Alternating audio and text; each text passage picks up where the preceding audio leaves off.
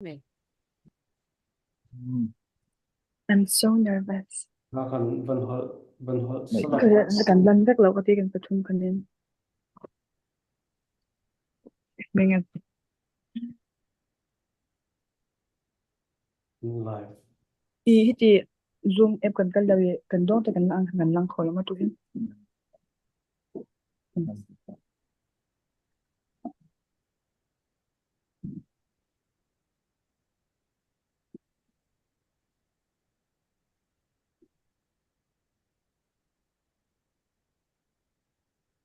Okay, Rekha, Rekha van share reload cha. Ka profile ka van share ta lai.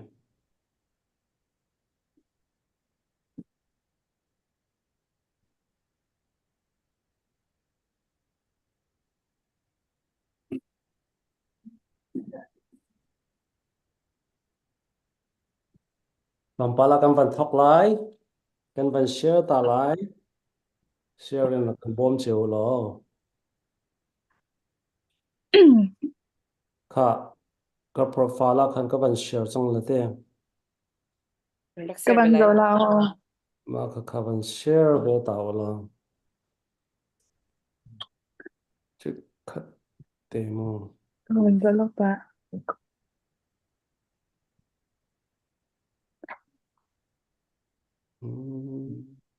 Ka van share.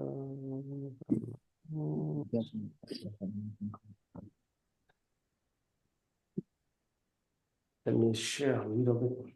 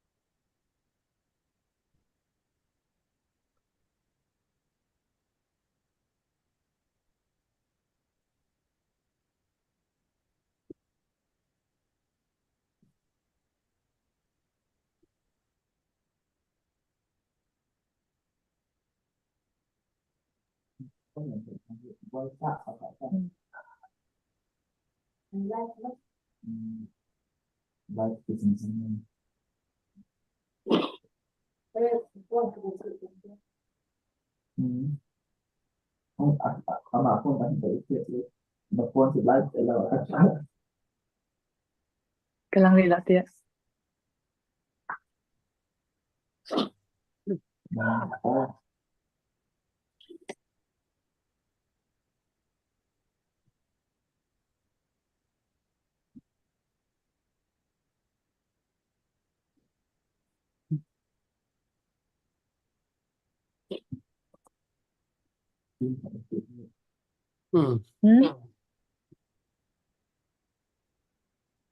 Okay, sẽ kan ban thok pa kon halamo.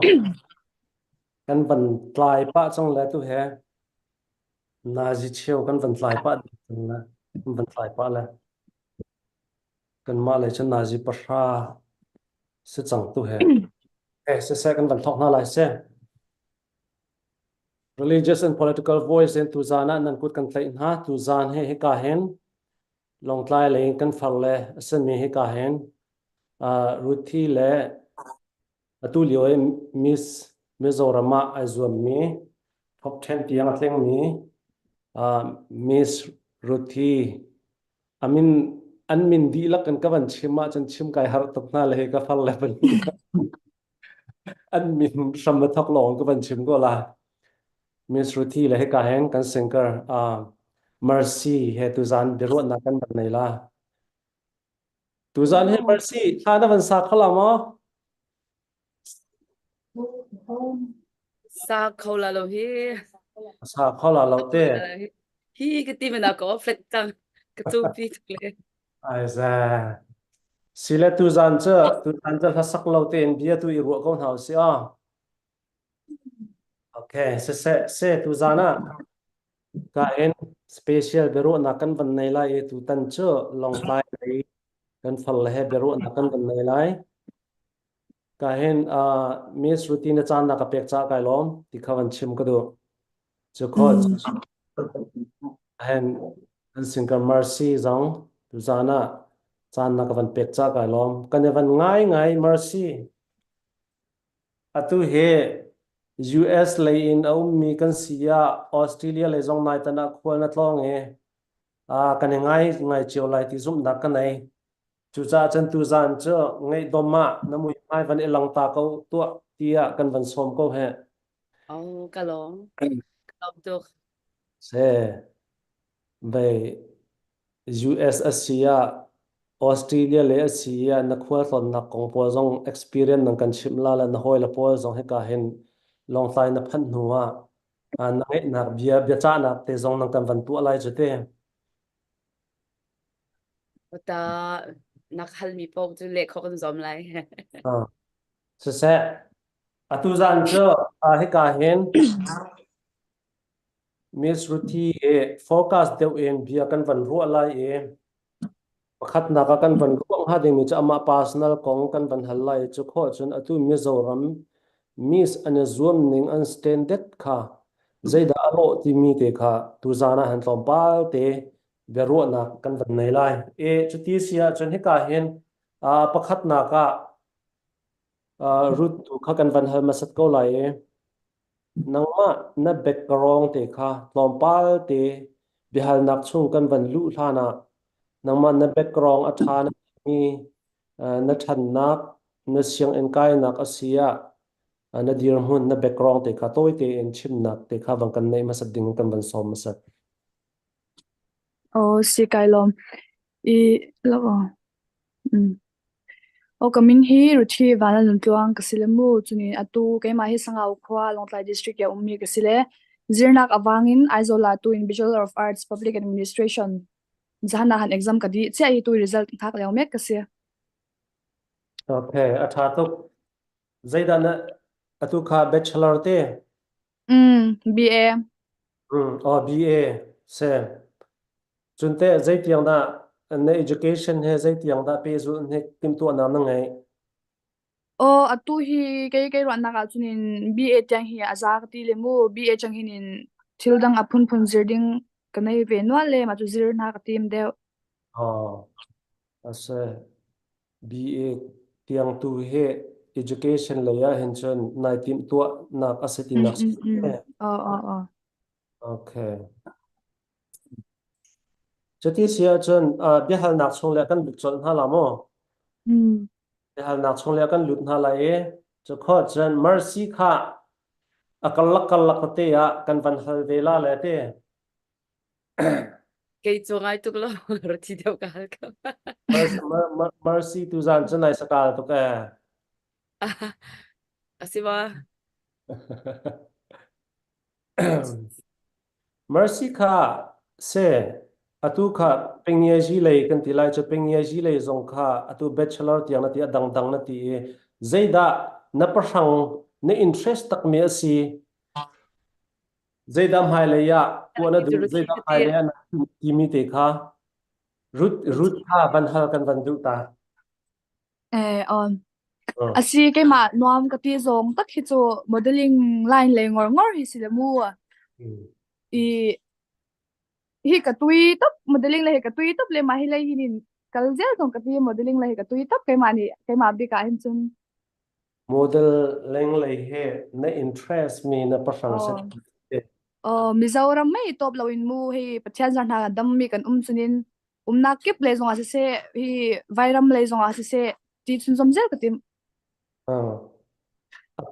atua te modeling le sei tal na tu ami umma zaitin ban sim thalok ta atua hen modeling le ya chen zaital hana lak chang mi a umma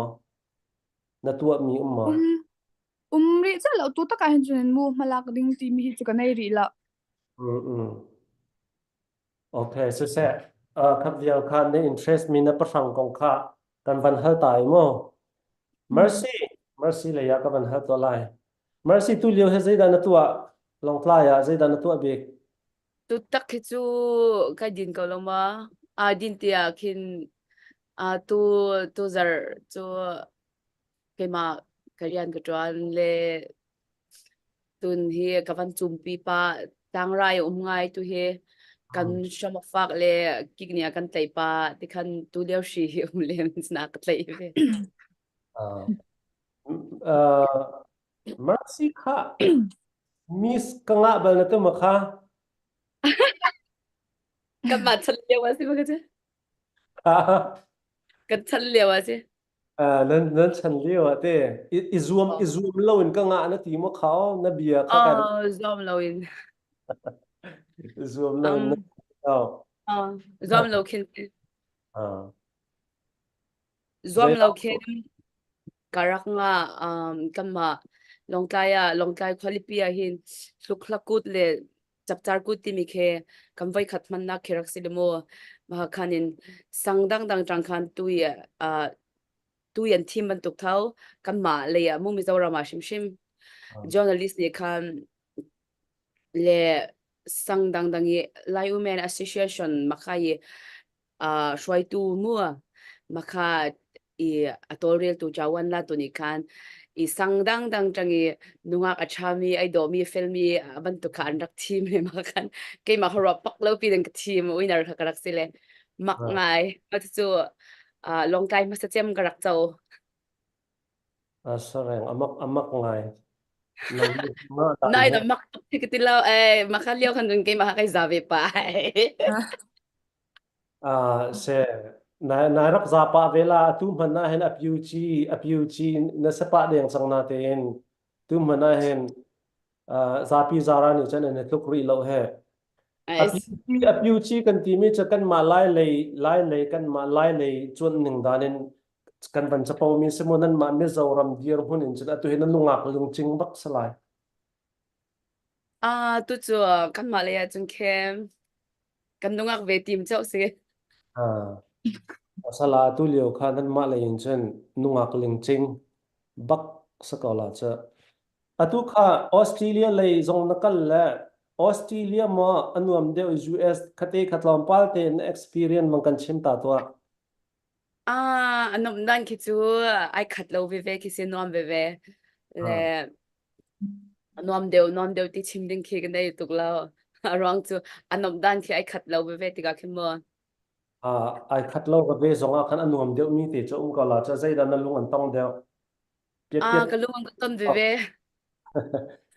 naral che to piet piet te in chim ko zai da anuam de zai da unstandard zonga tha de an minung zonga sia zai pau kha nam ning te khavan chim ko to ah minung an sining deu I ka mu ning a khin chunin a ka chim ko lai mo ma kha chu ka ra tha zaida ka chi la na khan anom na le a khan chunin US zong si se Australia zong si se anom dang kha ai kha lo ro khan chu nom deu ti zong ka chim kho lo chunin US zong si se Australia zong si se kan kal na ka khan a chewa hotel a kan tlung le a chewa mi ina khan a kan chia le kha ti ka khan an kan do dan zong kha ram thum nak lai khi chu ka chim do mi chu kan ma mi zo ram nak lai khin khwal dot chim shim ke kan in tluk na lo chunin khwal shim shim ke nan kan upat tuk ke kan phu kan to lo khin nan kan chong lom tika khin anuam tuk shing shan chunin hotel in nan kan chale bang han chun anuam chin chin le chunin I Australia ka morning le US ka morning khi chu Australia ni khin chunin chan kan pek deu in ka thai chunin Australia khi chu I'm free deu in ka thai le chunin Australia khwa shim shim khi a freedom deu le khi o Australia khwa khi a tha ka ti I US na chu mo van chim thoma ri o khata khan do ko sining te khana van chim lai cha ka tha to Australia ten ha khi chu mall na khi I Nazi ma chu che ma chun clothing anti chun zar khata vi khatlong khip Nazi pasha long an open ki an ma an ram ne angai mi ki se khitikin ho shang pau khin Australia ke chu ram tha ram ral muang wo ki a secure ka tila chu minung cha khin a tha ka ti chunin ดูเป้าขินจะกินดากติลา GS บันทุกันไม่ทัลเตนักฮิดูเป้าขินงาเวลาอันที่ในเวคมัวจะนินไอทัดไอของบันทุจงเขียวเวลาติกาขินออสเตรเลียคิดจูชากติตาชาตักกติ GS นักสุนจีนงแล้ว ya ti u tu te na ziak de mo US no lewa kan cha kamu zong che bia no ti kha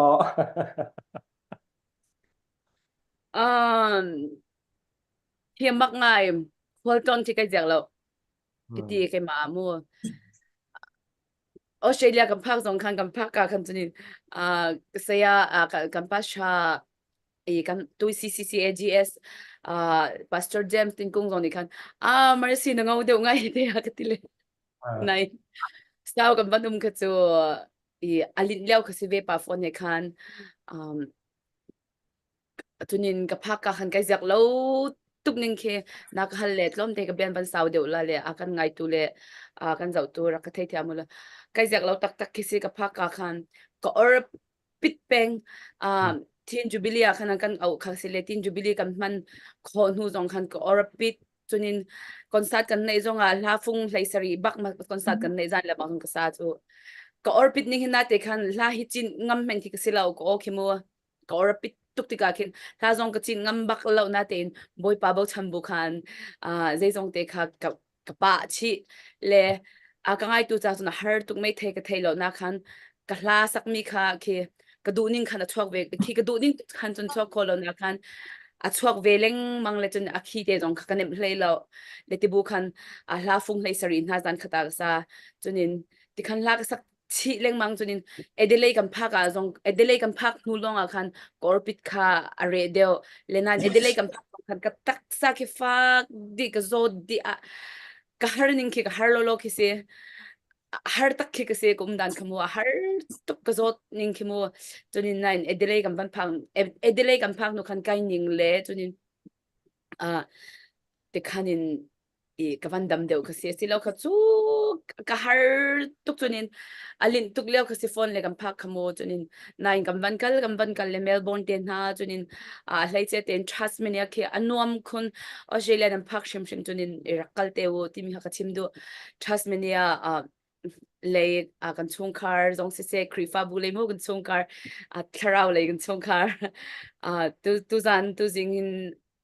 นักการจะเวกันซุ่มเลยนั้นเท่าไรเราเมนละกิกตุกไลน์นึงคิมูตุเลยบักจนมาค่าซัมเมอร์เลี้ยวเฟบรุรีท่าช่องเหมือนกันคืออลินตุกเลี้ยวคันชัสคิดชัว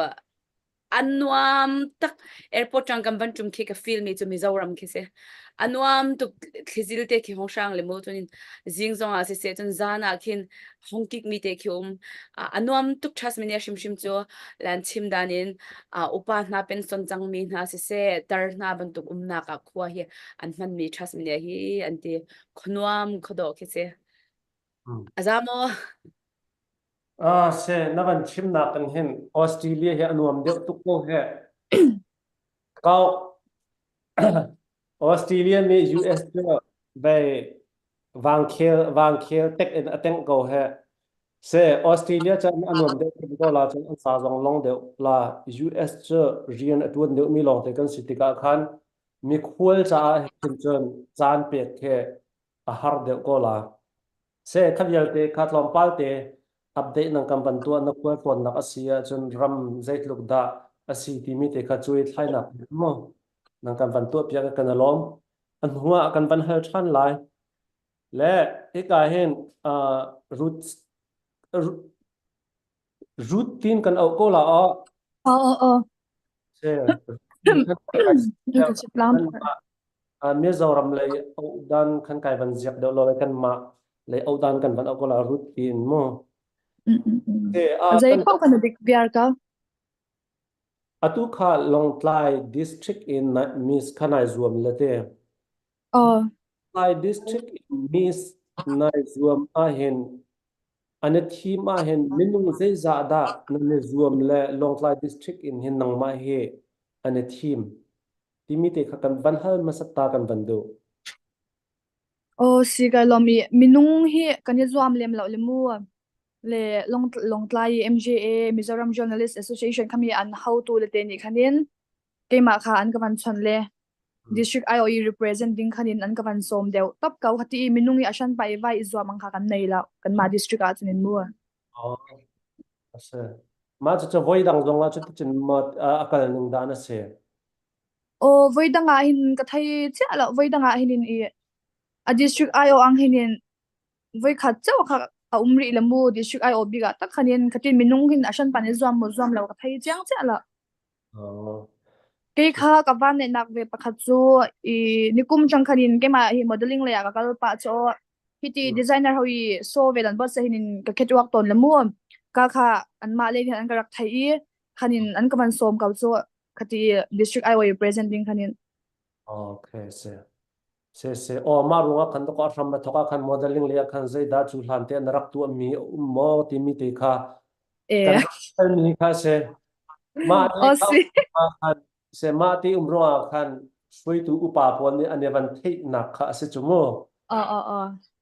se chu ti sia chen atua hen ai zuam mi he minung zai za da nan si mizoram zuam na ka minung zai za da nan si minung himu kan di lagin mi som pariat kan si somria district IO hinin mi som pariat okay somria som pariat Leiriat heriat kan sim tem cha levan tu kan okay atu hen mi som pariat kan silemu kaban sim zau de thakale I district IO hinin mi som kan silemu jun open audition ahin mi pariat an tling lemu aizol chang bi khin mi pariat an tling lemu kanin kan dong ten kan zuam chaw kan ha cho se chuti sia chan atu hen top 10 tiang anga ati ka thai top 10 tiang nanga sakalomai top 10 tiang nanga mi hen nailung sima salauda ui si kalung si tok kailom tok physical ajan su ka voi khat face nak asle top 10 men hi ka thak hi kai ring vak lo ke zok ina kai ma minung le ngai to nak ajin mu ajan su hi a har savere tuk lerin ai tak hinin le ka phak che hi kai ring lan men selo karin ai ka be se nak ai salin ka phak hole kailom tok physical top 10 tiang na phak me nai lung sik to ko winner seeding na team loma imu tizo kun atim su kai team ve tuk ka men selo kai ma kai tel dan ya last minute tuk le mu last minute tuk le khati hoi dang angi roki prepared sen na le roki boss na hakanga lo chu makhawang khanin kai ma khanin hi be sen nak chu sang be comment selo hoi le te ka phak kho kha hi irin lo nak tam bi ha mai ve ke mani khanin le ka thai top khanjin kai jal ta sa di han thai top khanjin district ayo khan ka chwa ve me ole mu kai ma ka taksa chak lo he ka hai dam lo pa che he makhawang khanin hi kai ma ka nwal ve roi achang khanjunin sorry chuti sia tu miss zoom na ka hen zai ruanga da nai zoom mo nai zoom mi he vai zoom ve sa so ko ning na ti rong ma nai zoom winner si du ronga ma nai zoom asilo si achen hai le sanga zai bantuk kol ho kan tel ko lamo kol ho tetlan ti mi kina thai thiam thamada hai le than chau nak ding cha a ti in ruwa chan na kan mo hi miss zoom na kan nai zoom zai ruanga da ma hi zoom na zai ni da decision making an tu tar ti mi te kha ma te kha ban in hal than ta kan bandu sikailom I miss mizoram hi chu platform chhade mai he si ka ti le mu kai ma chunin me ba ka hi nu akan share sham tu aka ngai kai ma chunin nu akan share sham tu aka ngai le me ba ka kan ma son nak tam pe he le mai le ya se hi future akan ti bright ti ka kai ma ro na ka chunin future ta le mu hun ta kan pe ka ngai le kai tel chan hi chu kai ma ni nuam ka ti le mu modeling le pageantry le shim hi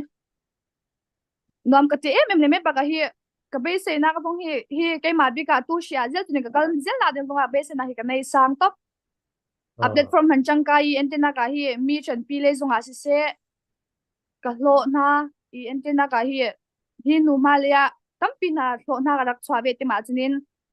hi mi pi le chan pi zong na hi mi le thai na de ka ning lo hi mi vachan pi ding na hinin hi pek zel kai tim se a tha tu khi ka hen nang mani chun top 10 tiang nanga mi kha a hi tiang he kai lung se tu ko na ti chun nai tel ning dan kha man ho deu in mo nai tel ye city ka khan kai lung se tu ko na ti se man se la mai hi nai van zoom ta tak tek a khan chun winner na sining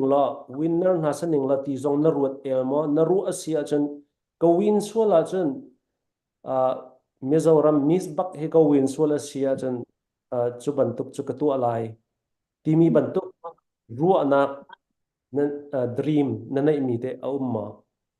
o umve ah i Miss Mizoram mi winner ka raksia chunin tu i Miss Mizoram a hin plom ban sim zaw dal mu beauty with a purpose is one na ke kam nei sia beauty with a purpose is one na ka hin i project shang hakan pek la mu ma che wi ti dinga khanin le ka beauty with a purpose a khanin hi chon nak mangi ram siam that ang kha ka ti si atopika khanin ma khanin atu aizoling ai je la khanin mu Solomon's High School hum ta si ka khin atam zo khiral tlan ver an si refugee ver ralzam ver an si mu makha an ma hi interview na ka ngai pin ha si ma khanin hi chen khat ril ru ha tak tak le hi i le kha zong zir chakho lo mi hi dong le te ngai le kha min zir chakho lo mi a fail min ha nuam lo ban tu an dak tam tok si interview ko ngai pin na na chunin chen khat sumle pai na har save tak tak mai na kan si ma khanin hi Miss Mizoram winner ka raksia han chunin an ma shanga thei to bi mala ka ti mi zirnak le asi se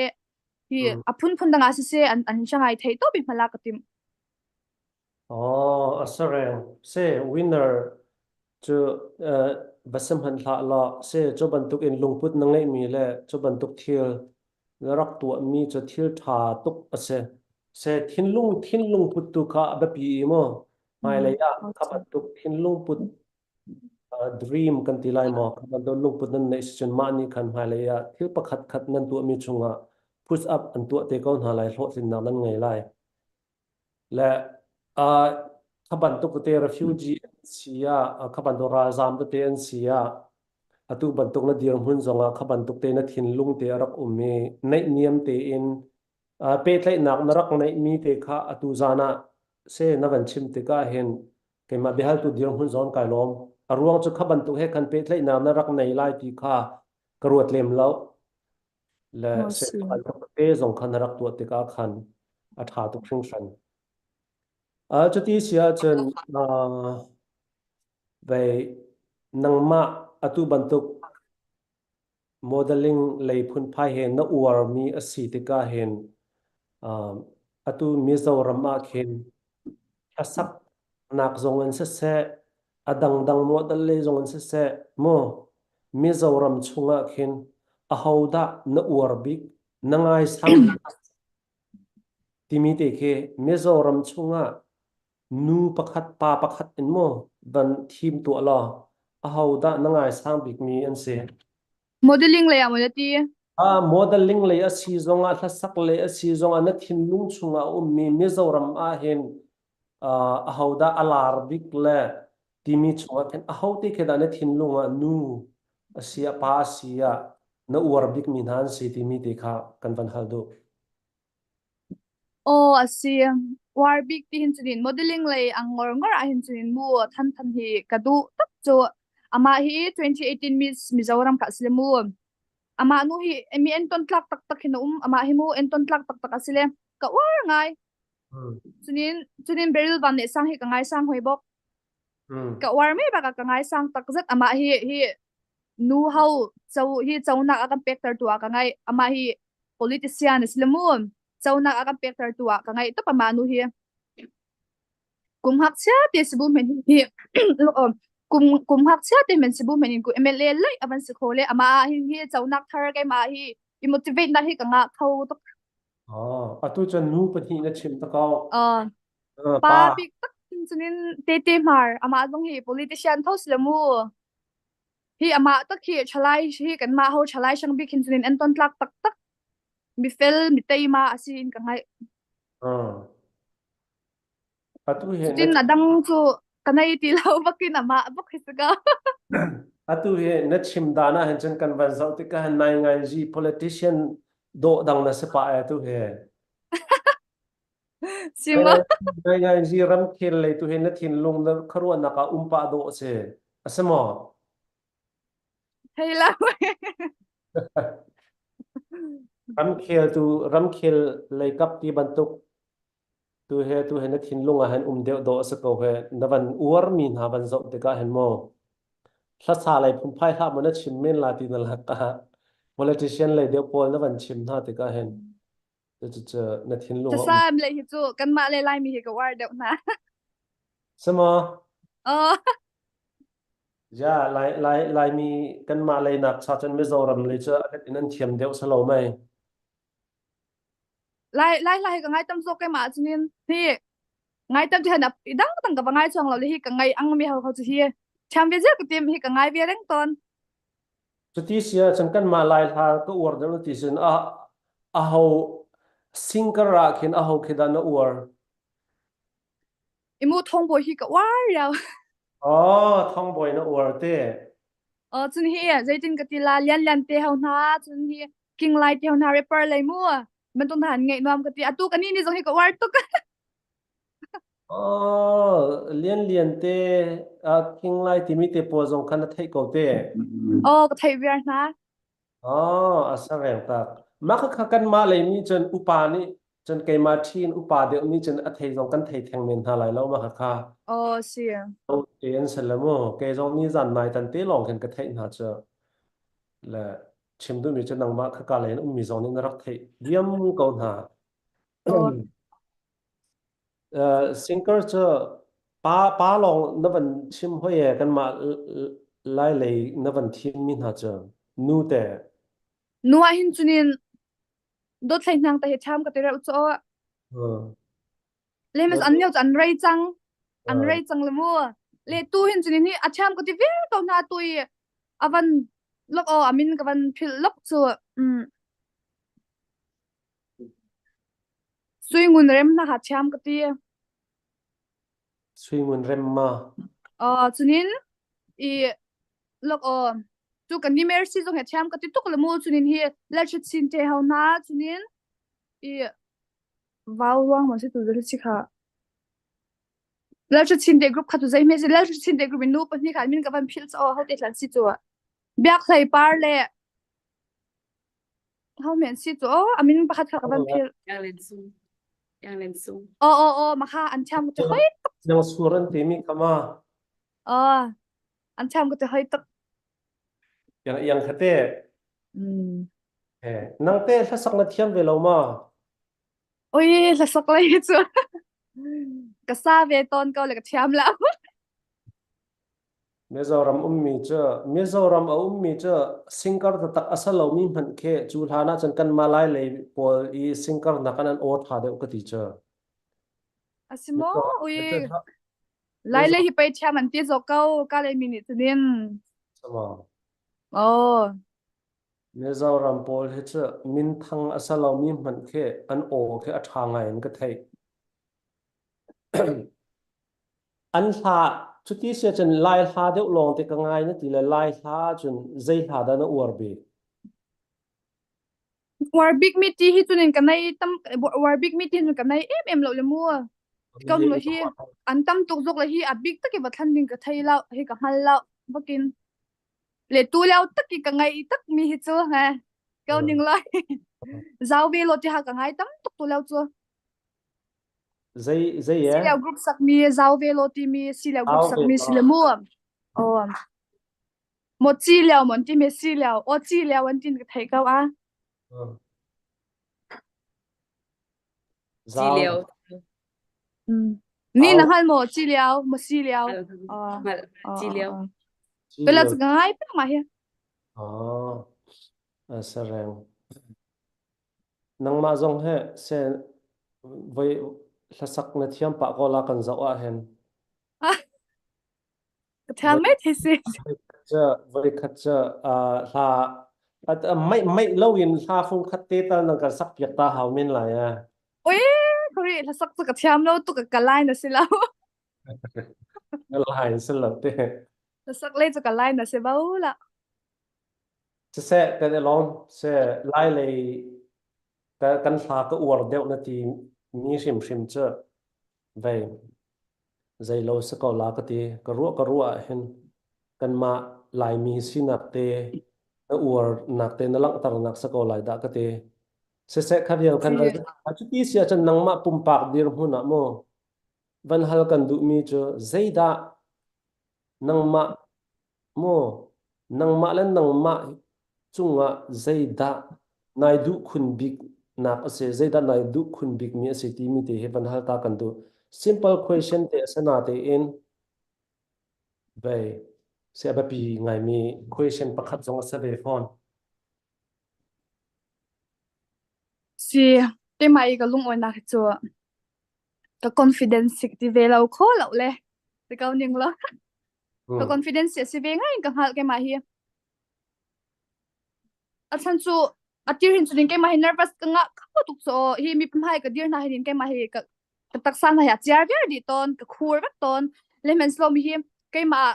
tây nak he ve le cái ti le mu cái mà mi pum hai cái lo mi cái van dira hin hi cái zom ve ton cái zom ve le mang le mi hi cái dir khodin se cái tây ding city hin mu le atu hin chunin hi pachan thong in tikau ning le hi cái mai ka bay na save tuk le tu chuni hi ka thil ti na ka jong se hi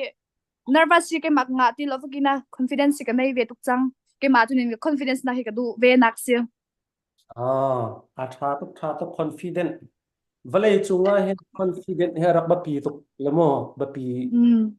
chemni se kan ti ko lai confident nei lo wa chun zai man he ai tu kho lo la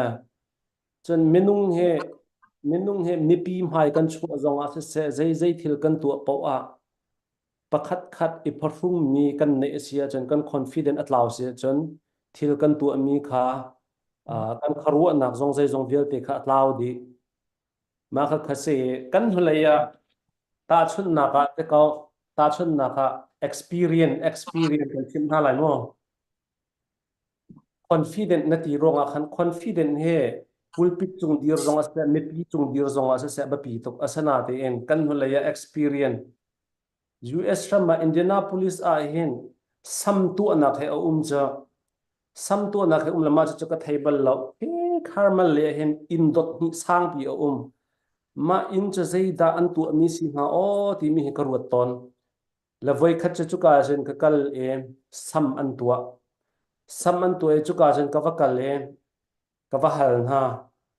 va hal na e sam an tu mi long te bakka se ma ka kha Indianapolis arak an tu mi mane tha tu le ma sam atu mi pani chen atu I ke jong cha ka sam he pong pa lang mang le mo pong pa chin lang mang le ma ka va hal na e amma ai tu mi pa li la jong kha ka va zo I ai tu mi kha sam tu bun jong salo atak tak e an tu mi pol khamo ase ama ku tai ni khan aka pi adi chuka zo ne achim mi che da city sia chen atu chan cho online chan ase e ate mi zei po he online ya hen an lang di chang online ya simple te ke akachi mi se ko cho simple te se ko na te en kai van chim du mi cho sam han se lo online ne pi sin an lang te ka se khaban tu an lang te ka confident nei ti in mo confident nei ti in an thu dir kho nak ding cha chon sam te pol na jong he tha ti in itu a hawe ti cha nó si chu cha chon ka he chim du mi cha minu mi hin kan ma lai mi ni chon sam te pol ane tu mi pakhat khat ane tu mi khe satal nak men an ru men lai marang mi chon khas is satal nak in khan confident ti mi kha under focus deu confident nei mi khamo sakal nak ti mi nak cha khan confident nei nak ding cha anarak tu ho chan deu mi kha na khastal nak khazong ase chi ko na te in zai thil to po mi mai chua zonga zai man e perform na umlo den confident nei tar nak ding cha khan kha sam kha rak ba pi to ma kha an mane chen isata nak ti nak cha khan confident me pi mai chua te ka be chim te ka ti mi tu khan la ke ma che khwa karu tar ngai che simple te asana te in balai chung kan nun na ka khan khoi ka hun kan thu dir kan bia kan chim nak po wa e phung nak nei lo ten confident ang kan nei tar mi khamo na kharabapi tok se confident na ban ti e confident na ngai mi kong na ban chim cha khan ma te khata chun na ka ka ban lak ve ta la bia zong ban sau pa Oh, si adik tuk. se confident na nei mi kha to atu he zoom in hin chen zoom in hin chen ka facebook zong ka zau thiam lo la ke comment an pek la pek lo zong ka thei lo ka zau thiam lo la tu ha mercy mercy Hoi. zoom in khan comment te te na an pek ni sia chen van zau pa to Zau ko bia hal nak te te na mi suala chen an behel na na.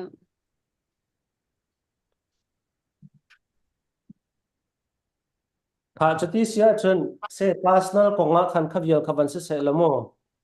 information konga hin pakhat te root kha kan ban ha than dala Oh, si. Mizoram Miss Izuam nak ding cha a zaiban tuk quality na da ngai a haw zai da clean a har mo ti mi khamo ma te kha ban hal ta kan bandu information happy parent Oh, si kawan chim zau de la ka tak hechumu Miss Mizoram bentuk pageantry shim izom na dinga hinjuna mai sabi ka hinjunin pageantry asina ngin beauty with brain apoimo lemu le ti tak nak nun he apoimo hoi le confidence hi apoimo hoi lemu le tumru nak na le temak nak na he achan chu mahi ka cha nak sa tu kan Miss Mizoram tu sang ni som hi pali mi hi mu tu Jennifer he ama hi kan thai tuk cho ama hi mi tumru tak abai dong du la utikaw achan chu tu chulhan vela henin Miss North East na se Miss Diva na rak try lang pangton lemu ma Miss Diva pension hi a hlanjin when hi vela trying ka ngal atling khawlaw le chunin Miss North East a hanin van ne siamin second runner up asive lemu le ama hi pageantry le hin be dong tu tak lo mi le hi ati tak abai tak me hin abai lemu ma ni hin tu Miss Mizoram title men hi ama bagi pu ti lo mi zu ka nei law ama ni na pu tak thosa atum ru nak ni se le abai don du lo nak le me baga ama hin confidence asang tuk le mu me baga a quality tuk le ma hi aizer zau tuk le ama ni hin Miss tu kan Miss Mizoram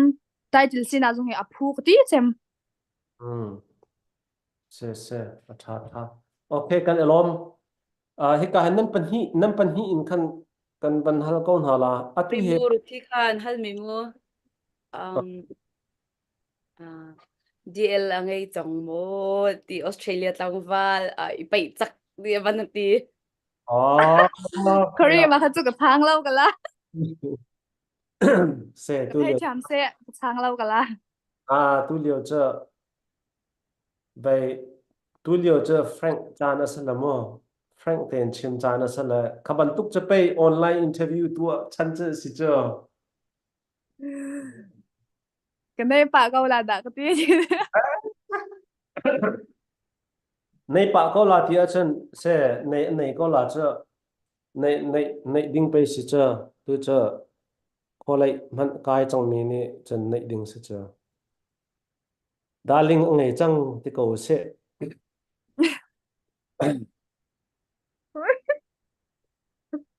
darling ngai che a thu san lo cha atu liwa hen atu he kathin lunga ngai mi che kan ma chin state chung hana khen kan ma chin state chung ban team hana khen kan ma ha kha than tlang peng song sang hana khen mo lai hol he athiam lo mi khua he kan tam ngai len nen mi he Mizoram chunga mi nan sa ko na te in lai hol nan thiam ning he kam khat le chan khru har hil pakhat zong the se nan hak chet leo ten a hol mi nan si ko zonga Mizoram chunga mi nan se Mizoram chu kan ma chin state na kan alet in azai lei pawa athang chho de mi ase chumo ma kha se chu cha chan Mizoram nan tika khen dây kan ti la lai hol man khe va phil in mezo hol tu va hol le mezo hol le mrang hol long mo va hol in lai hol man khe va phil i hol lo thiam lo ke foi te arwang chen ni hin ni chana US ram te poram thun na aphan mi te pol jong he lai mi tam pi abu bun kan ko na te in kan pha la pol che kan hol lai hol he an hol kho pa tin ha lo chmo khaban tu kha se nan ni ram danga khen a ummi khenan basade ko we lai hol itluk in nan thiam mi ka khro har ngai ma hi he a nan ma upat nuwa nan he chon chom ni ma se nan nu la nan pa ne na chim na e nan he thiam ni ma si ma asilawa nan ma a siang in chim chim ma khen da na chim na ti mi te khamo ma kha van hal kan du na la nan pa ni ma e cho bangkalet to la mercy ni bangkalet to se mercy ka hallo nak sa Oh, so. Hello. Lai hol hi chu ka mother tongue kasi le chunin lai mi phun kasi chunin ka hol kha ka thiam ding ti mi khi pi tu ka chia ve mi simu ma hol thiam lo khi chu anga lo le chunin siang ina khan chun kan ma Mizoram la ya chun akam ma lai district la ya chunin subject pakhata chun an chia ve lai cha chumu na te khan I kan chon dan chu subject pakhat pakhat tat tat khin simu lai cha Mizo I English ti khan umve le khat ti khin thiam ngai ngai ding khin chun kan chong la chun kala hol chong ki umve ka nan thiam ngai ngai ding khin chun kan chon mi ki silo sina te khan kan ma le kan hol chi ti ka khan kan ni jong sanga khu chwa kan se I chunin lai hol mang mi chu kan se ka sina te in kan lo nak sau chang sanga wa khan kan met lo thawa chwa tak ve mi kan sile nine hi ka kan nu zonga hin si se I kan in chung khar jong kan man ka na te in Mizo hol ni ken jong kan influence ve tuk ti ka ken Mizo hol leng man ke chu atam zo ga jun man mi se ka zai jong te Mizo hol tu se ka mu long time Mizo ram pha men jun nan thai di ko la le sina te kan ma hi kan be pi ve ka ti kan ma le kan hol thiam ding ken chunin kan ma kan be pi izom nak lung thin tak tak na kan nei ve how le ma kan be pi ngai te ti kalong tang zai za tiang da siang na hen lai cha hen an chon tua chunin I middle jong an chon ko chang oh middle tiang ni an chon te mhm asemo root Oh, sikawin ka thai. si ma chu ka chom cha pya tik thei chu ma cha an chon piang me cha tu long lai ma an chon piang na tu sangau lai ti bantuk lai Imu, hi ka lai I ten thong ma Longtlai district big a top hi chunan zir le mu me so Longtlai district big top tia khanim private school anga chunin an zir chuang lo lai cha chu government sarkar school anga hinan chong ver ha Longtlai district big a top hin an chon ko private zonga chon changma oh ai kan kho le atak chunan chong ve lo chu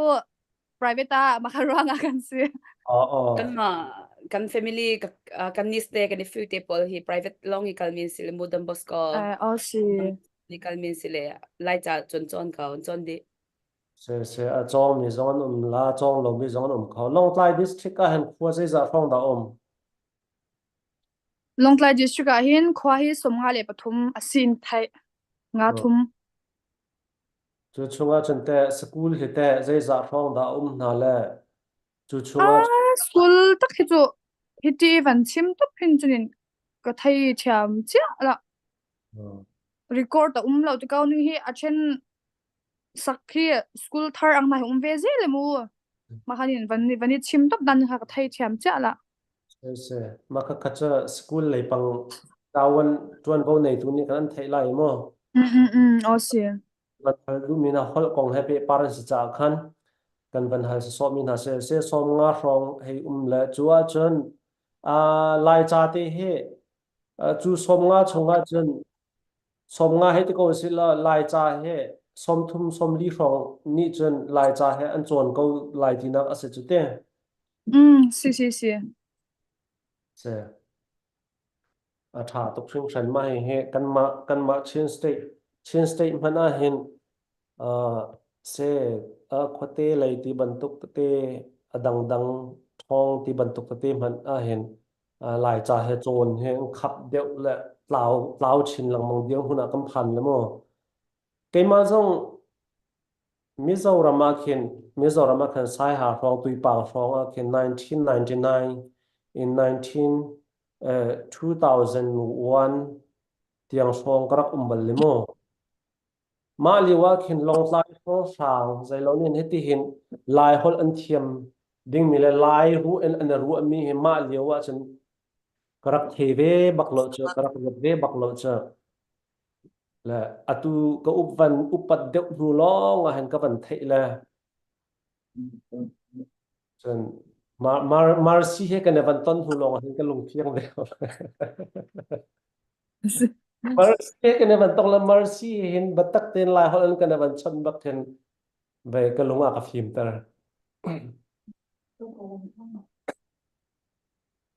se ma ka khalai hol nan yam ramdang a nan ko na ten lamo ramdang nan ko na ten hetluk in kan ma mi phun sina nan rak tlei chan le atluk tlei chan du na thin lo nan rak nei mi kha asang tuk mi ruwa na ase upat pek phu tak tak nan se khaban tuk lungput kha nihin mi chana hen ram thum nak a mi zong ni khen nan ma me zo ram ni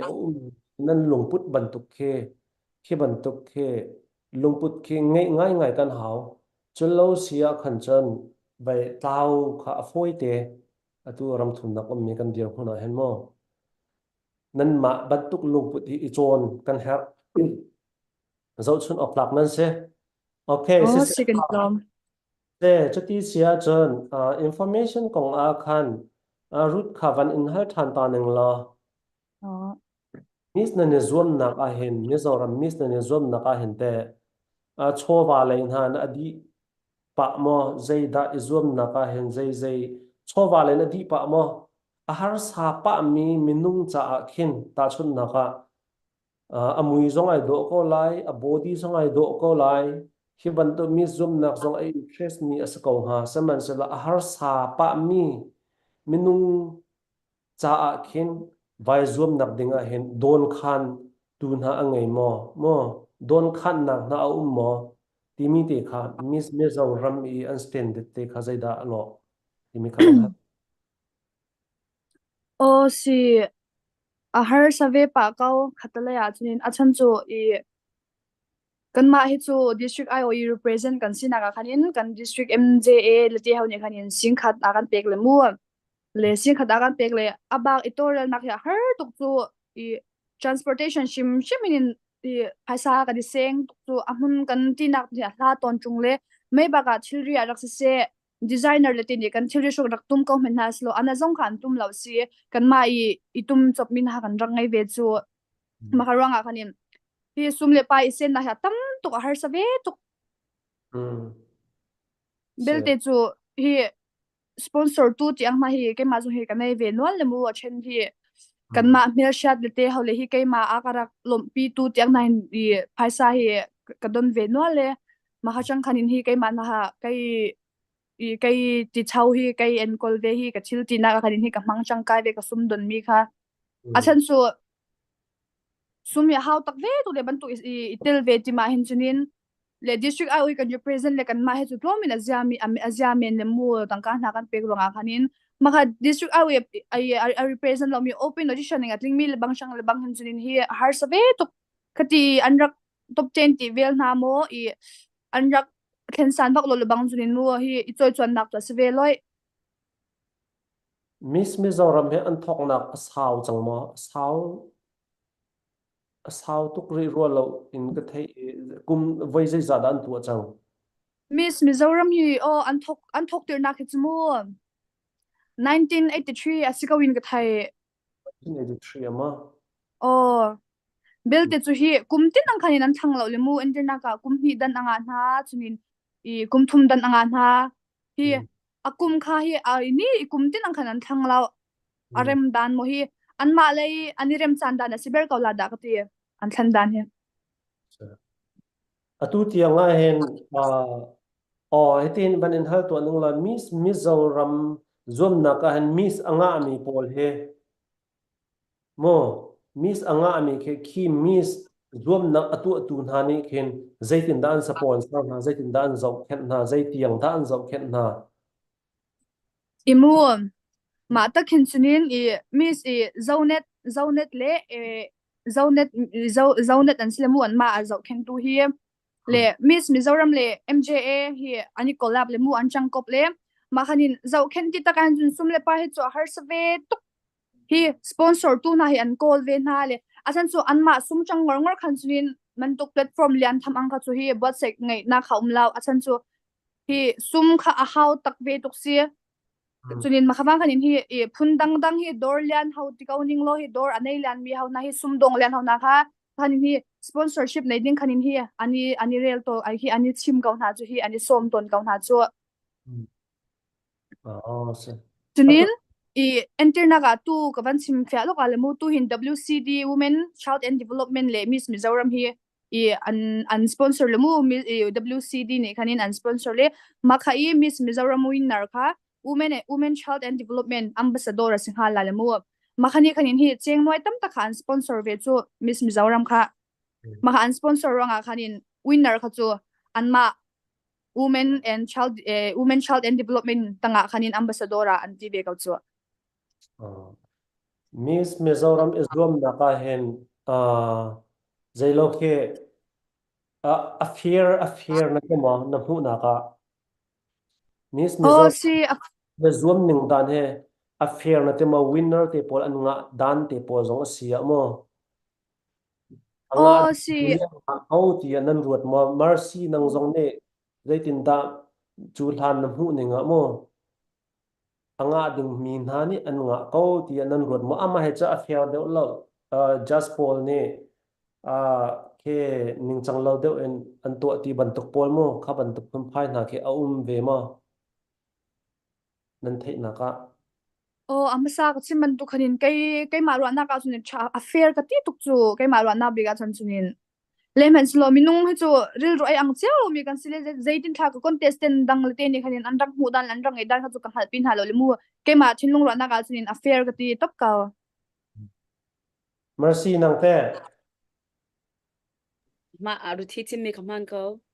khel ko te chu thana khan nai zoom lai ti kan ban thai ti ga khan Instagram te po zong asa se lai le follow te po zong an khan rak bom cheu ti kha se chumo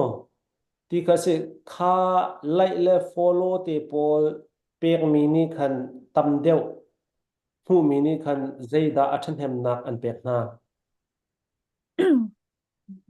ma khanin mu people choice le si people choice khanin subtitle mi pi du sang be ni khanin subtitle an lak le mu sing khat ma kha an sem kha ban tuk te I like le share atam chem mi kha people choice an nga ti nak se te okay chuti se chen people choice tiang long asal le Miss is zoom nak le ti pola khan chen ma kha zai man ai pe tlai lo ti nak se chute mi mu people choice asile mu subtitle hi so mo le mu people choice na chunin Miss Personality ang na ha ve no hi top 10 people choice a khanin antenna ga people choice an raksi khan chunin top 10 kha direct top in an tling hal hi vathen bi khan ti la an tling ani thang kai top hal top 10 a khanin le top 10 chang khanin anma question an chan dan chang khanin top 5 khan phak top khase ka jamu top 10 kha chu an direct pop cha atu khaban ta Miss is zoom nak te pola khin te Miss is zoom nak te pola khin chen me pi lai vote ti te pol na ke lo te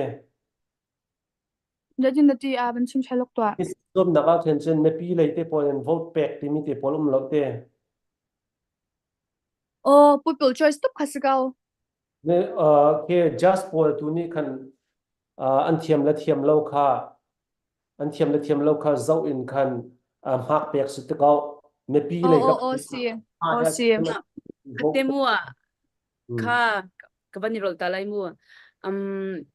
Facebook na khan kha kai mani ka thak mu on the page sorry na man thak bol and post me te khaman tuk like na kha jang effect to say mak na kha chim charu thi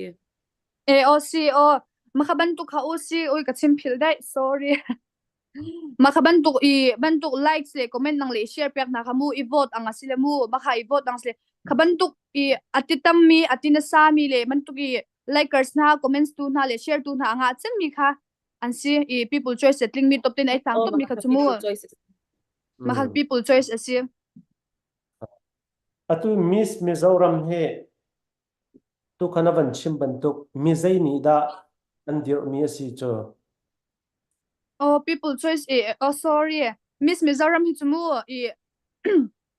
zonet le MJA changkop ni MJA tikhan Mizoram Journalist Association district shang khan MJA zaunet halmu khai chim thea cable team mi khan thela la zaunet kha cable si khan oh lok ok ban chim fa lo chunin Miss Mizoram he zong changkop le mu mahanim district shang khanin MJA le mahani khanin an district IOE Miss hin ho thakal khola ti ban to ang khanin an thlen ton na shen khat district hi audition ang zong hanan ni pe le mu atu Miss Izwam na khe atu Miss Mizoram ti da lo ente adang phai te ti ma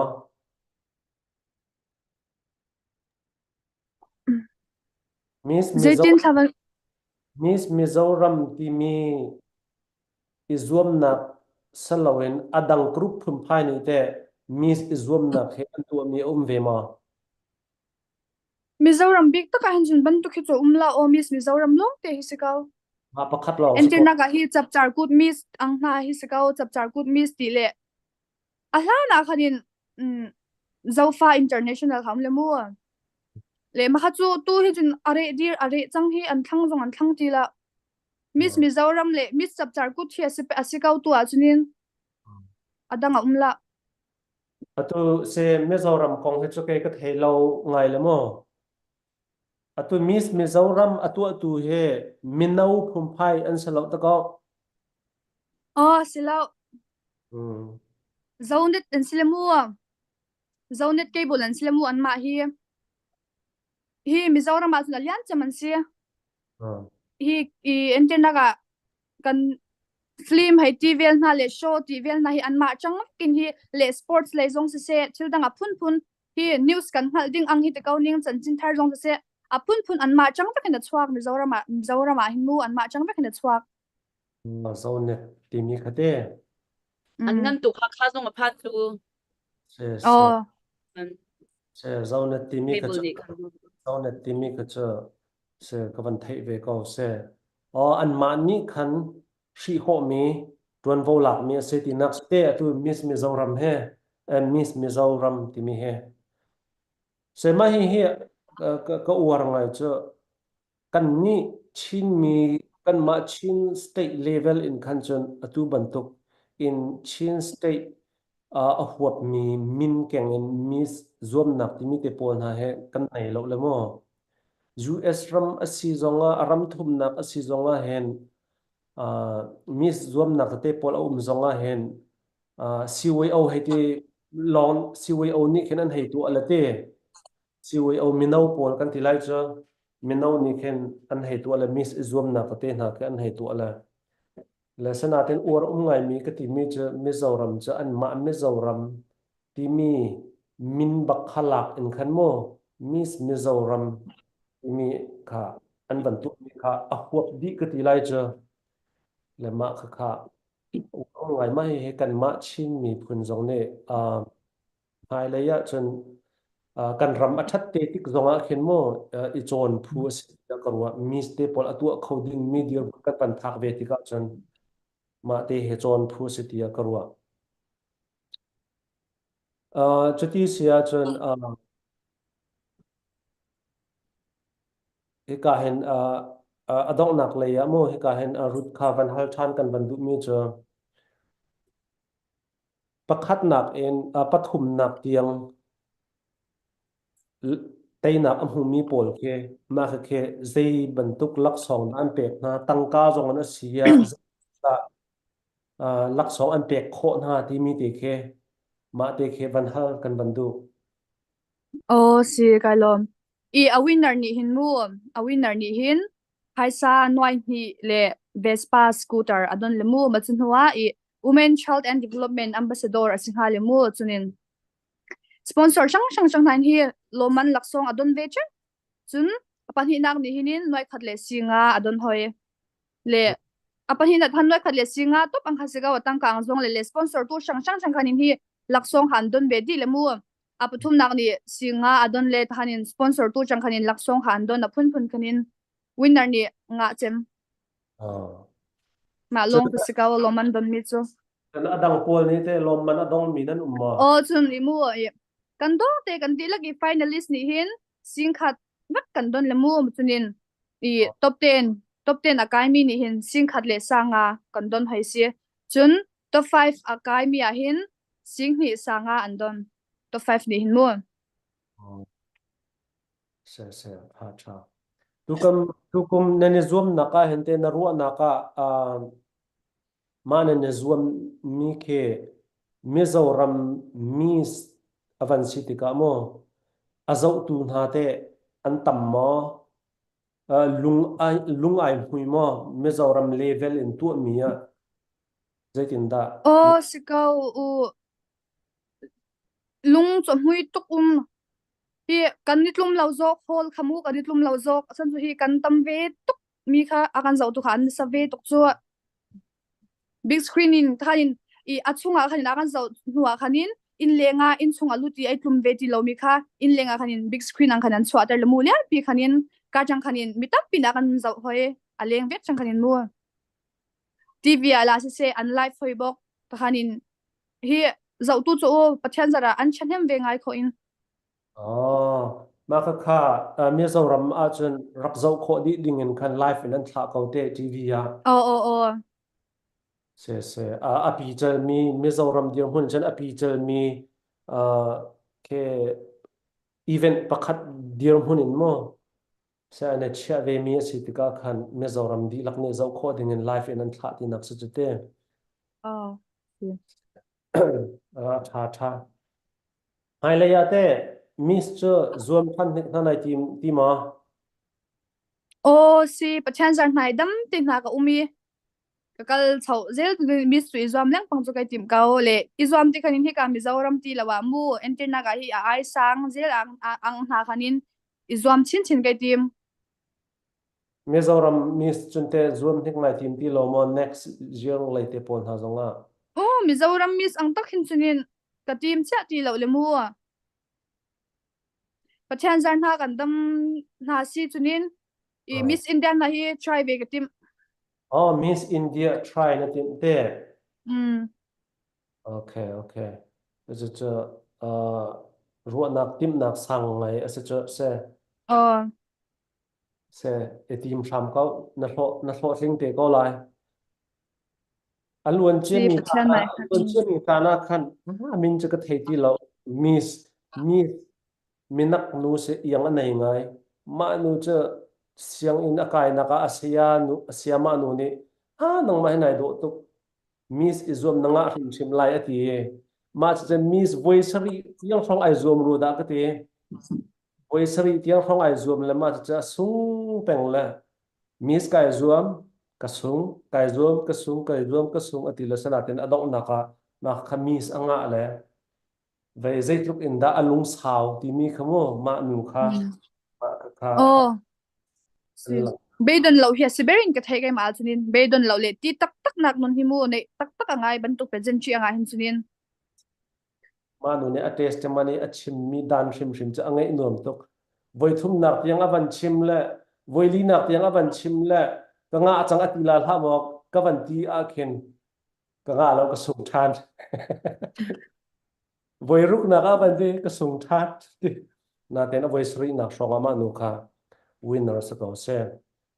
lung sao po he zai thil kan tu po mo tai na tai hu nak sa ko se kan lom ka hen zai lo he kan far no mercy he amit na ku than chang ro da ka te tu he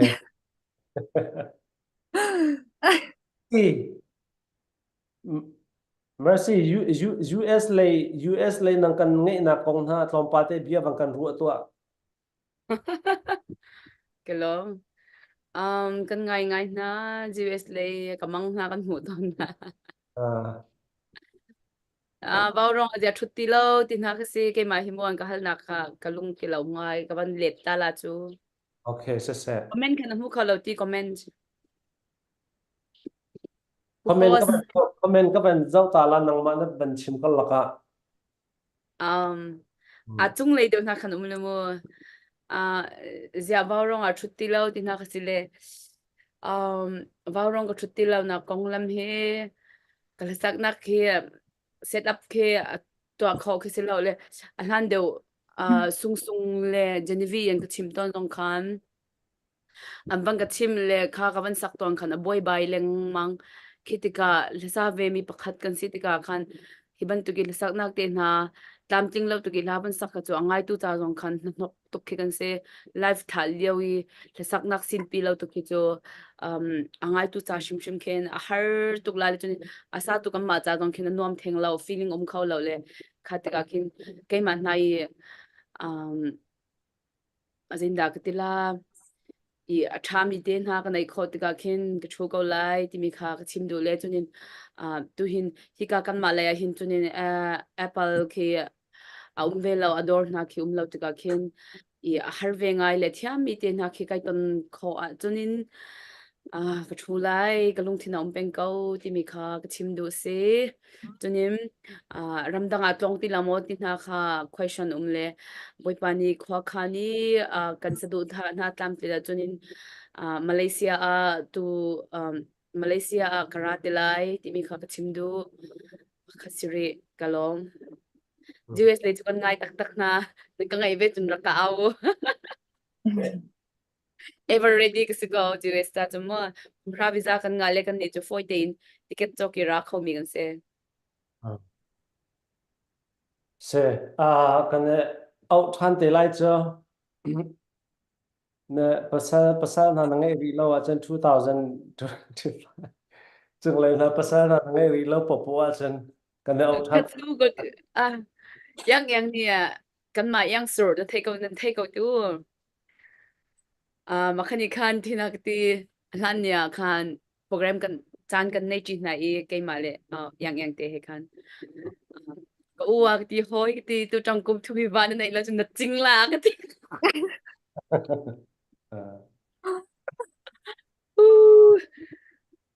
ka ban nei lo khan du lo tu le na te khan chan ka tu ri kum thu ma an ti chmo se đây atu kan chim na cha khan me zoram dir huna chen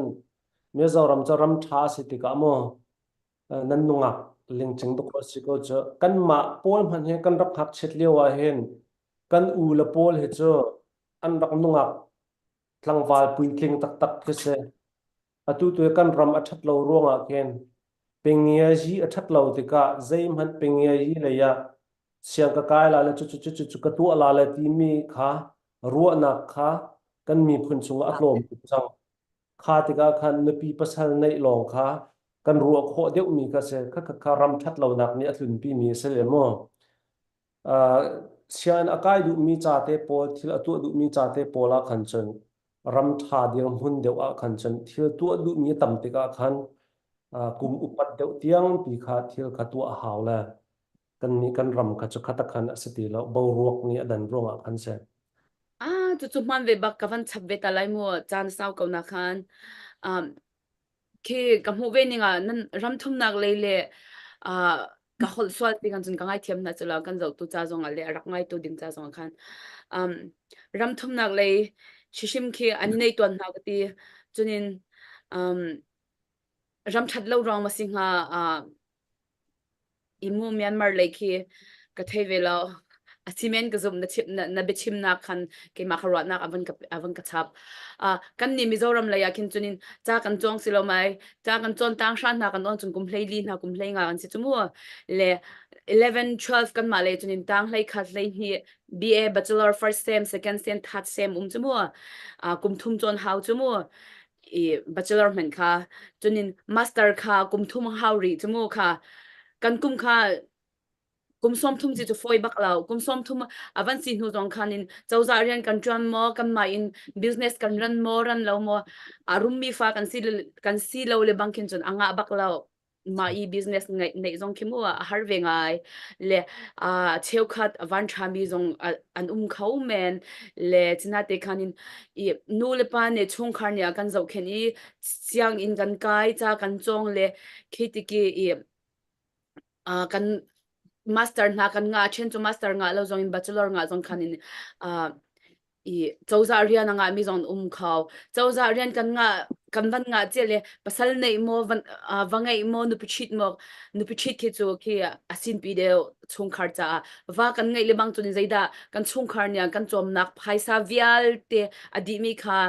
anga ti lo lekha te ka khan chung khar ya ke ma ka ro nak se chu mo le anga ti lo ti mi kha chu ke ma ka ro nak se le minung asive ik mi cha khin chunin chawza rian kam ban tron happy pasal nei khi chu adu mi khi chu an theng khin ga zum lo le ka thai tuk phone lo bok le kan ma le mi zorama khin chun nunga kum som thum panga khi hai ti na ke chu ani chei siding sile chawza rian ban tron le ma i business to le bang khin chunin kum som thum hai ti shong thum so kum som thum panga le som li kar lak khi chu anom seling te i khesi le kam ni le khin chunin kan sei wan sa tuk lo khi ban tuk i foil le bai tuk i pasal nei khi chu mo kan interest tuk lo se ma kha ram le thil sining dir hun ni kan nun nak mo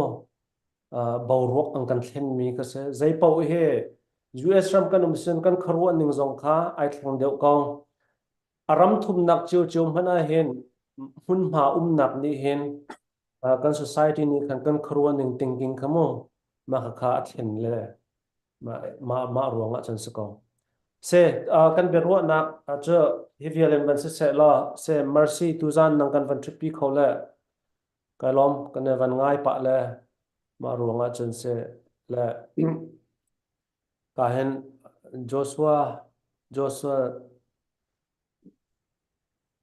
Joshua za khe thang he khe ti long along le ma he chul ha zonga life ka tha te po hen comment avan pe ton bi hal na avan tu ton long mi se ni he khe long ati la zai da khe he asin ha ti ka van thei de lo la ma ruanga chan amin chim he kai van hap de ton ka han Joshua na min chim he kai van hap de ton la chu cha chan Joshua ti long kan van ti ton la ka han Joshua ni ti mi cha lai district chu zia ramdang chu asila ye ka puwa ka se ma kha long lai district he ke long ka thin lunga ban ngai mi chamo chu hlan nak en van de mi cha atu CBC USA ya hen ekan Reverend Dr. Sidu kam GS arak tu ni je wa khan ani kha long lai le he long lai le a khan pe tlai nak khamo kan ma lai lai he le long lai lai ka pe tlai nak kha ma kha thuk de on achi thak kan ti lai cho ma ni khan ma kha sila chol chang nak te jong kha van hu kho len kha se kan ni jong kha ke jong kha ma he khin khri fa bu khat kha kan rak se Maryland ka lewa chun ma kha se kha ban to chol chang nak te ka van hu ti ka kan ke jong ka thin lunga deu chu cha chan atu zan chan jong han bia kan ru an ha ti ka hen ke ipe tlai nak van deu se ti kha ka van du cha kha se nei niam deu u naw kan si na kha nei niam deu ten imu nau si ti ka van du ruanga khan tu zana na tu ban tu ken hen beru nak te kha a hlei chen khan ka van tu du nak ase lai district long lai cho lai district an se ko san man se la kan ram independent nga na india le koram independent kan van nga mi ai van dan khan marang ni boundary kha ang kan then mi si ronga khan khata khan chawza aram siningin khan chun azai kan tila ma mezoram leya khan ummi khanan salamo sanatin lai district khanan sako ma te kha official aya an khan chan kan ma chin state chunga khan a ummi kha asalo la ar chuang te pol atu sangau te pol longtlai te pol jong cha kazapi ni thei ka sako ma te khavan chim ka du chu tu zan kan be ru anak cha heavy heaven sako se lo kan chim na cha khan long tlai u naw lai zai kan ti la long tlai district in se se ka ban tuk lai hrit lai kan sinak te kha tu zan cha na hen avoi khat na ipe thei na ka ting khan life beru na kan van tu du no chan ni kha se mercy this year te ka hen ru zong a sia dok nak te ya bian an chim du mi sia chan a toy te be chim nak te van ngei tau lo chu kho chan kan beru na kan ha lai Oh, si cái mà các bạn chim masa ta cái là. I be chim cái đồ mi tu lom tu chim nak chim cái đồ le I achan chu Miss Mizoram cái zoom chung à khanin. I Australia le si se US le si se hi apun pun an ka support le me ba ka cham nak le si se hi bom chan le nak si se nan ka bom nan chunga kai lom tak zet le chunin ka kalzel nak ding le adong si se hi thuma le kar ki zoom nak zonga si se nan support nak hi ka du peng la le ma zonga khanin theitop ka chwa pi cha dun ka van nol bok na le chun abik takin min ka van mention ka le tu ka ni mercy zonga zong kai lom tak zet le ama wangin nan ka khal ka telaw kho lo le atan chu aman hin a page vela ka post na sa ve do le chunin Australia mi ka nusan tikawning achunga kai lom em ani le bang ni hin chunin ka thlak ki phi se aka story ta na ka shout out pek ta hanin aka man reng ton le me ba aka chon reng thacham nak le se aka bom duk le an chunga an pang hi chunga hin ti tang sen kai lom se Australia mi cha ho na ti ne san san okay se mercy cha be hal nak nei lo in ase her bia tu hin bia ban thong tar ko se hala ya thau tung lo la chimding ngai cái này lo chim mi cái gì lo tiga kin lak sa khotung lo le kalom chan na cái pek ve rong lai mi hi zai kan tina po khin ido thiam nau su lo chunin I chong lom dan zong kan tling lo kan tak lo bu pi khin lai mi kan sinak zon te a hin ido nau si vulei chung thei khin I hlor nau si ido nau si lo zai kan ti mi pawa khin kan tling la lo sina te khan tam tlin lo nak zone te zonga khan dot nak lung thin te he khan inbox te zong khin cha trial in chim kho ki kan simu messenger te zonga I trial ki chim kho kan se mi pi thei public na I thang chat lo khin mo ido nau se arwang July mi kan sina ke chin ken nau se lo kan mi phun kan sinak te khe kil ven bu te in kan tling lo kan tlak lo bu ten how kan si pawa zai mo kan vai zom nak te zonga tha jang ipek dan thiam nau si lo mi phundang laga khen mi phundang kan sinak khi lang ter ve nau si di mi ha ka chim do kala se tha tok oh si chun lok ka ban chim ri lok la pakhat man tu interview nan ka ngai pi na hi nan chunga ti tak zatin lom thu kan ban chim bok na se kai ma ve te lu na tikawning interview nan ka ngai pi du hi kai lom tak zat nan chunga zong ka ban chim do se ke ka lom tuk ve se tu ban tu Mizoram Miss Aizom bak mi ni interview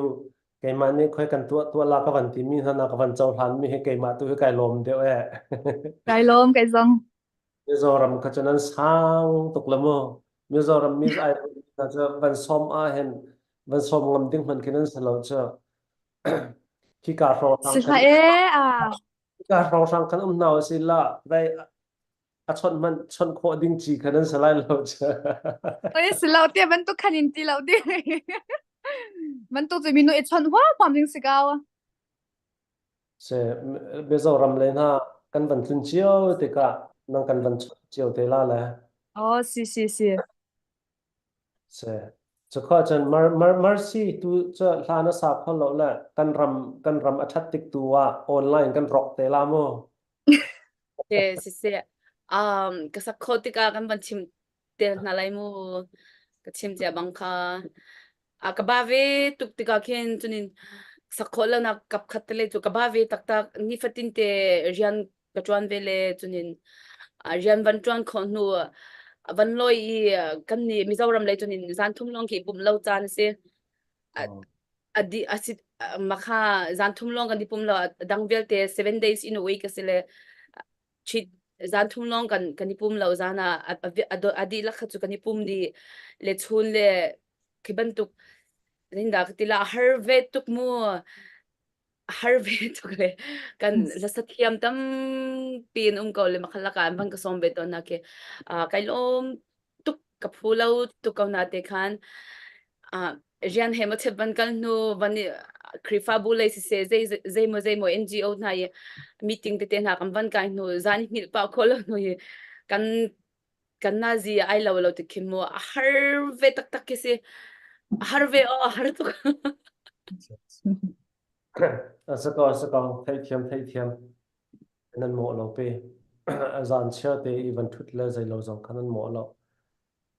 se ang kan zau tu nan di lak chunga kan alom atu ban tok in mang kan van zau mi ka han kan far no rut tha jang nan pek na thong se la tu zani bia kan ru mi he se nai ngai ji kong zong asal lo adang pi hi ka le ya hen beru na kan ban nei mi kha se saman sala ram thak dewa ka ban chim ban tu in kan tu zane bia kan ru mi he cho longlai le district kan unaw kan fal na he sia ram chu mi sia ram leng mi kan sia mai le ya unaw ban tuk te in kan hu chin lang mang e kan dot chin lang mang na ka ding cha khan ti in atu ban tuk ten hin beru nak te kan ban nei mi se kan fal la pan hi zone khan kha ka rong sang e khá cả nên nạc tế à khăn cần mã lại mi hôi bom ok mi tế nên bong cầm khăn tâm biến lại mo nên sự khó tóc tên khăn bom chăn khó dòng kha zoom tình khăn thả giang rắc chuột lòng mong câu nên nông ạc liêu tế à thả giang nên nãy liêu tế à đi mi tế kha vẫn phật phiêu cần vẫn đủ ven ha để hết phiêu lên cần bề ruộng nạc cho tu gian sari lại mai lấy tua nên rồi trong là công hệ bệ par in beru ok ta sia sia chon kan zo chun than te la la beru na kan ngai than te la silemang tha to ko jing tha Oh, si nang zong mang cha tuk mu.